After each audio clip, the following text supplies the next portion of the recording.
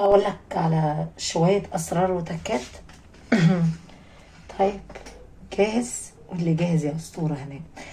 جاي النهارده احكي لك قصة غريبة من قلب مصر ومن الدنيا. مش عايزاك طول الوقت كده تمشي ورا مراتك. ماشي ماشي، كمل.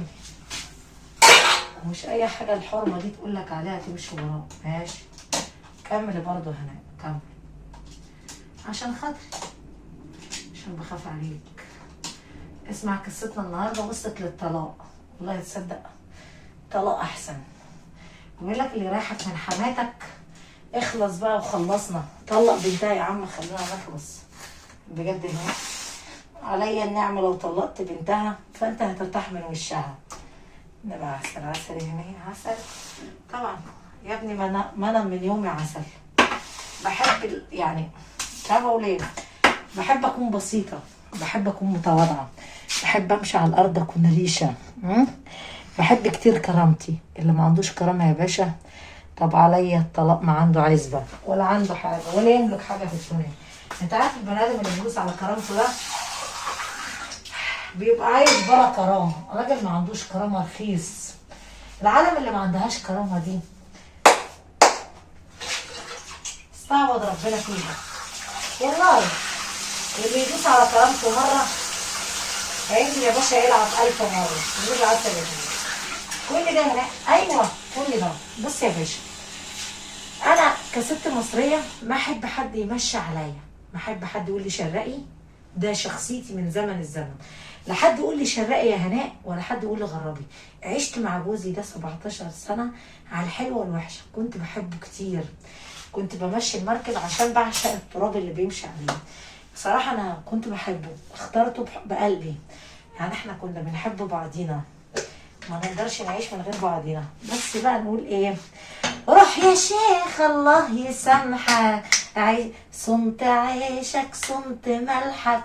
بس للاسف ساعات الناس الرخيصه، ان في ناس، في راجل صح نسيت اقول لكم، في راجل عقله ما بيتحملش الاموال. انا كاسطوره يعني مش هقول لك شكرانيه، لا، ما بيشكرش في نفسه يا باشا الا ابليس. انا كاسطوره شبعانه وعيني مليانه. لو شفت قدامي ملايين هوا بتعدي، لكنها 100 جنيه لكنه 2 دولار، يعني انا بالنسبه لي عادي. ليه بقى؟ لان اللي مش شبعان بيبان عليه. الجعان ده بيجري ورا الاموال، ما بيصدق يلاقي شويه فلوس لانه رخيص، بيبيع نفسه. فعقله بيدوس. اول حاجه بيعمل ايه بقى الجعان؟ بيدوس على الايد اللي وقفت جنبه. عرفت؟ اول حاجه هيدوس عليا. اسمع يا باشا، اسمع قصة الست الفقيرة المصرية. قصتنا النهاردة عن شعبولة. شعبان. روح يا شيخ الله يسامحك، صمت عيشك صمت ملحك. انا ما عملت لك شيء عشان تبعني، بس يلا اسمع قصة شعبان عمره 27 سنة. كان متجوز واحدة وما بتخلف، وراضي باللي ربنا كاتبه له. امه ست كبيرة عندها 60 سنة، بتيجي من قرية لقرية. يعني بتيجي من قرية تروح، يعني بتيجي من مكان كده زي مثلا تركب مواصلتين 3 زي بنها دي قرية برضه. تنزل القاهرة زي الجيزة، الهرم، فيصل، العريش، الحاجات دي. للأسف يعني تيجي تقعد مع ابنها أسبوع، مع شعبولة أسبوع، وبعدين تمشي. ما بتخرب البيت ولا بتعمل حاجة. بس في مرات ابن تحس ان الحقد بياكل فيها، والله عظيم. يلا مش مهم. ست رشا دي كانت كتير مغرورة. اقول لك في نسوان خمرجية والله عظيم بتزعل ما بتلاقي حد معاها. ليه بقى يا هناء؟ لان عايزة تعيش لوحدها عشان تشرب السيجار، تتكلم في الجوال، تسلي نفسها على قفا البشر. فما ينفعش حد يقعد يراقبها. والله العظيم انت كده فهمتي هناك. طب لو وصلت لحد هنا، رحمة والديك يا شيخ وسيدنا محمد بن عبد الله، ما تكسر بخاطري واكبر بخاطري، تحط لي لايك كومنت حلو كده. طبعا احنا هنغسل المواعيدين دول. طبعا احنا داخلين العيد، فعيد مبارك وعيد اضحى عليكم. العيد قرب، فاحنا لازم ننزل الجوكر لازم يصبن قبل ما نعمل ضوافرنا. وقبل ما نرسم، لا ما احنا عامله لكم مفاجاه في العيد، نخليها بقى مفاجاه عشان تبقى مفاجاه. والله العظيم شكلك يا هناء. هقول بحبك مش كفايه، طب اقول لك ايه؟ هقول بعزك مش كفايه، طب اقول لك ايه؟ يا غالي عليا يابا، احب زيك مين؟ سبتني يابا وتركتني لوحدي. لو وصلت لحد هنا يا ابني انزل حط لايك، وما تنسى القلب الطيب ده ما بيقسى على حد وما بيغلط على حد. اقسم بالله ساعات بخرج عن طاقتي، يعني عن اللي جوايا، يعني بخرج من التعليقات او حد شتم عليا مرضى. ننزل نعتذر لكل الشعوب، الناس اللي مشرفانا. تحية وأدب يا ابني من شعب مصر لكل راجل. تحية لدولة الكويت والإمارات والسعودية. تحية لأهل ليبيا، الناس أهل ليبيا تحية ليهم لأن أنا بحبهم كتير. وتحية لشعب المغرب والجزائر وأهل سوريا وأهل السودان وأرض اليمن. تحية وأدب من شعب مصر.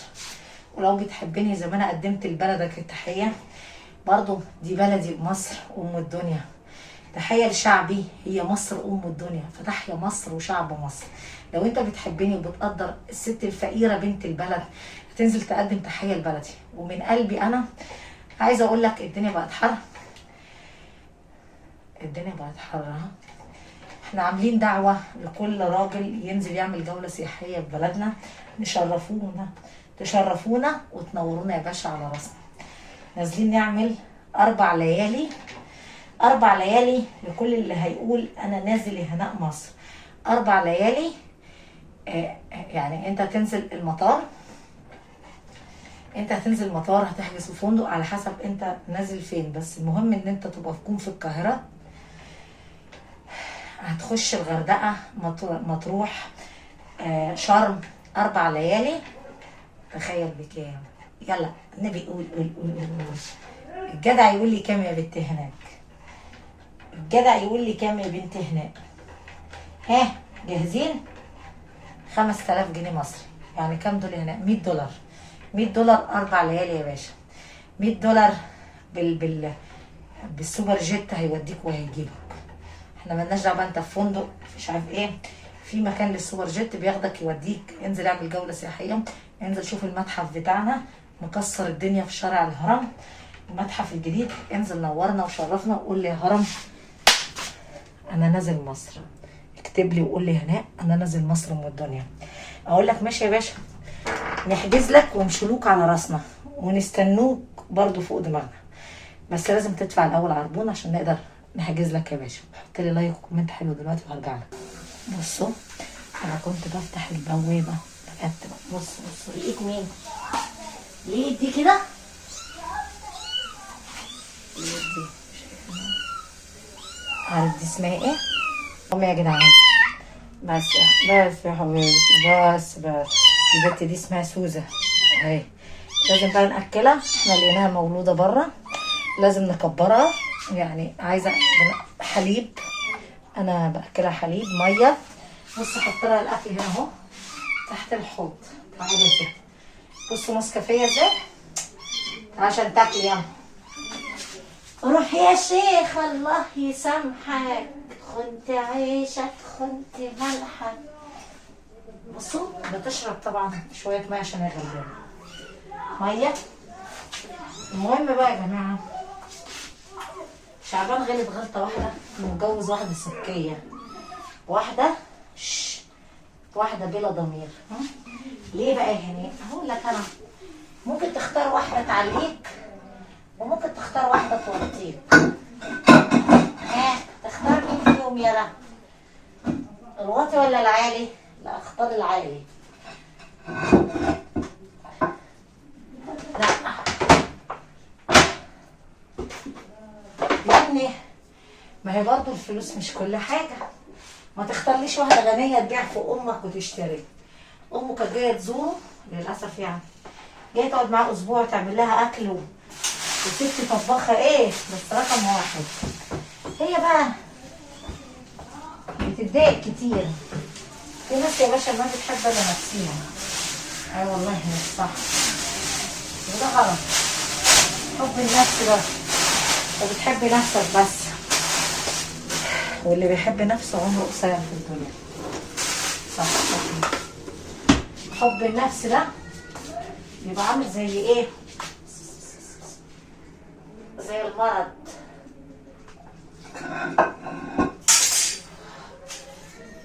الناس اللي بتحب نفسها، الست عيني غلبانه كل شويه تعمل لها اكل، تعمل لها شرب، حتى البني ادمين ما بيتمرش فيهم. طبعا جه في يوم خلت ابنها راح الشغل، قالت لها بصي يا حماتي، لمت لها شنطه هدومها وراحت طردها بره. اسمعي يا حماتي، هتمشي تتقلقي ولا اعمل لك فضيحه؟ قالت لها تعملي لي فضيحه ازاي يا بنتي؟ حرام عليكي يا بنتي. قالت لها انا اعمل لك فضيحه، اقول ان انت سرقتيني، خدتي الذهب بتاعي. قالت لها هي دي الفضيحه؟ قالت لها اه. اعمل لك فضيحه وارمي بلايا ايه عليك، ولا اتطلق من ابنك؟ الست يا عيني كانت شخصيتها ضعيفه، الست امي كانت شخصيه على قديها يعني. قالت لها طب اديني فلوس اركب واسافر بلدي. قالت لها ولا ربع جنيه، خساره فيكي. اديكي فلوس ايه؟ اديكي فلوس بتاع ايه؟ هتاخديها ماشيه يا حماتي. قالت لها حرام عليكي يا بنتي. قالت لها اوعي تتصلي بابنك، ولو اتصلت بابنك كده يبقى انت خربتي البيت وانا هتطلق منه. قالت لها لا ارجوك، انا مش عايزه اخرب ايه؟ مش عايزه اخرب بيت ابني عشان خاطري. قالت لها طيب اتقلعي وخدي هدومك وامشي من هنا، قرفت منك ومن وشك، حتى ابنك بقى زهق على قلبي. قالت لها طيب شكرا يا بنتي. قالت لها العفو يا حماتي. الفلوس ما بتعليش، وغطي وقلة الأصل فيك. مهما تعمل في الواطي، وربنا الواطي رخيص، ماله طلب يا عرب. في ناس كده يا ابني مهما تعمل فيها هي اصلا رخيصه. ايوه والله العظيم يا هناء، ورحمه ابويا نعرف ناس مهما تعمل في وشهم هم رخاص، يعني ياخدوا مصلحتهم منك وينزلوا يقلبوك. ما توصلش نفسك لان انت تبقى رخيصه. والله صح يا هناء، قد دول لبنتي تسمع ليا وارجع لكم تاني. اوحش حاجه في الدنيا دي كلها ايه هي هنا؟ ان العالم تحط عليك وتظلمك. والله العظيم اوحش حاجه اللي يسرقك، حاجه بتزعل. صاحبنا شعبان جاي بيقول لها امي فين؟ قالت له امك مشيت. قالت له انا راجعه بيتي يا بنتي. المهم قال لها ازاي امي تمشي من غير ما تقول لابنها؟ ازاي؟ يا ترى عملت ايه لامي؟ قالت له والله ما عملت حاجه. قال لها يا شيخه ماشي. امه معاها جوال، طلب امه مساء الخير يا ماما. قالت له مساء النور يا ماما، انت مشيتي ليه؟ قالت له يا ابني انا تعبت كده وقلت عايزه اريح. دخل لقاها بتاكل نودلز. يعني ايه هناء اللي انت بتقول؟ اندومي يعني نودلز. عارفه عامله ايه؟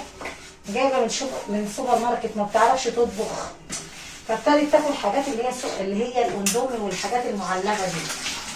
المهم قال لها ماما كانت لفعانه، كانت بتطبخ لك وتعمل لك الاكل.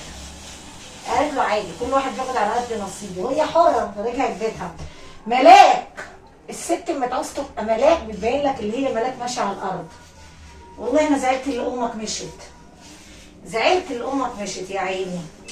طبعا زي ما احنا قلنا في اول الفيديو، هي طردتها بشنطه هدومها. تخيل الست الكبيره بتعمل ايه في الشوارع؟ بتلم زجاجات. ايه هناء المجنونه؟ غمض عينك، غمض عينك عشان مكسوف. بتلم ده الزجاجات بتاع الميه المعدنيه والكنز اللي احنا بنشرب بيه البيبس والكنزات. وللاسف يا صاحبي بتجمع حق الفلوس اللي هتركب بيها السرفيز، لان الاجره غاليه. لازم اقل حاجه يكون معاها 100 جنيه 2 دولار، ده لو الدولار ب 50 جنيه مصري. طبعا بقت تلم ونايمه على جنب. فواحد بيقول لها، شخص بيقول لها انت نايمه ليه كده يا امي؟ فعرفت ان ده ابنها شعبان، راحت مخبيه ايه؟ خبت وشها يا صاحبي عشان ابنها ما يشوفها وتعمل له مشاكل مع مراته. طبعا قالت له انا كده مرتاحه. قال لها طب محتاجه اي مساعده يا امي؟ قالت له لا انا مش محتاجه حاجه. فقلبه حاسس من ناحيه الست دي انها امه، بس مش عايزه تتكلم، بترد بسيط كده وغطت وشها وهي نايمه على الرصيف. فزعل قال لها انت نايمه ليه؟ ولادك سايبينك. قالت له معلش ولادي مشغولين. طب خدي كلميهم. قالت له لا مش متكلمه. المهم راح لمراته سكت. قال لها انا زعلان ان امي مشيت. قالت له ما يصعبش عليك غالي يا حبيبي. قال لها ما انت ممكن انت اللي تكوني مشيتيها منك لله يا شيخه. قالت له ليه؟ ما تروح تسالها. قال لها اطفحي اللي انت بتاكليه، حلال فيكي ان انت تاكلي اكل شوارع. كلي كلي يا حبيبتي كلي. فجي في يوم لقي التليفون بيرن عليه الجوال، الحقني جالي حاله تسمم بطني مش عارف ايه. فراح يلحقها لقي امه في الشارع بترمي البوتاجاز. شافها من بعيد استخبى. بعدين واحده بتقول لها ايه؟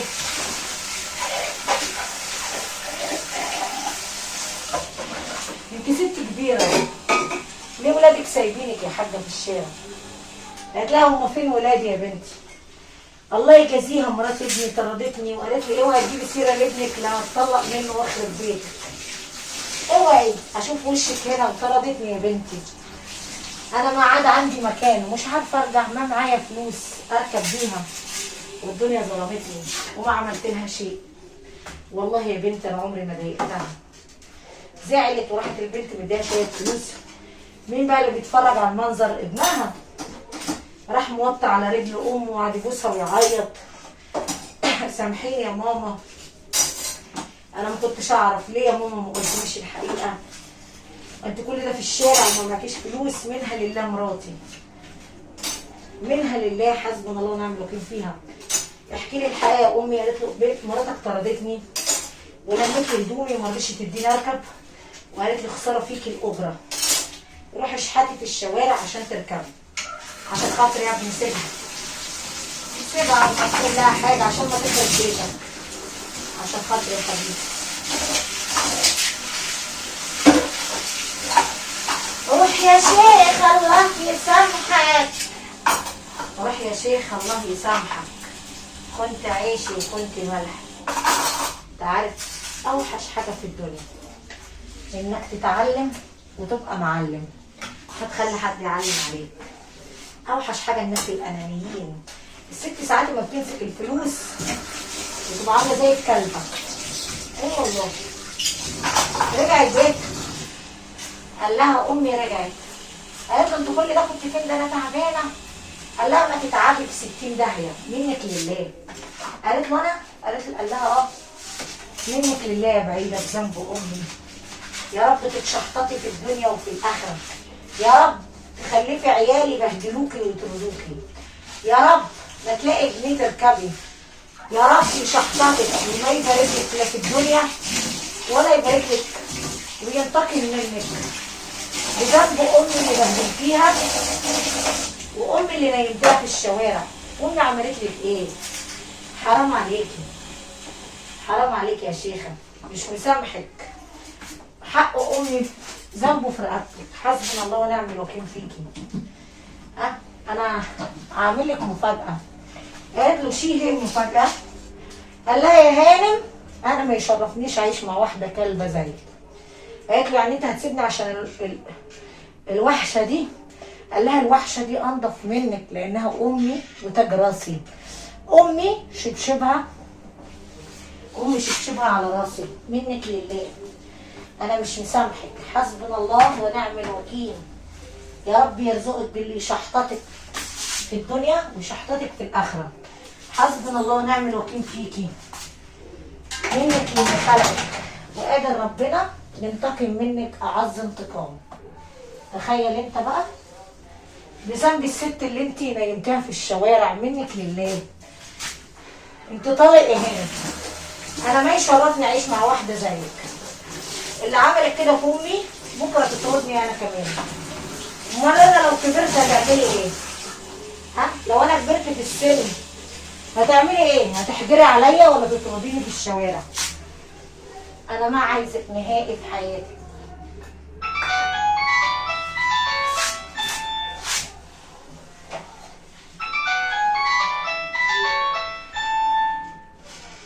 هرد على الجهاز.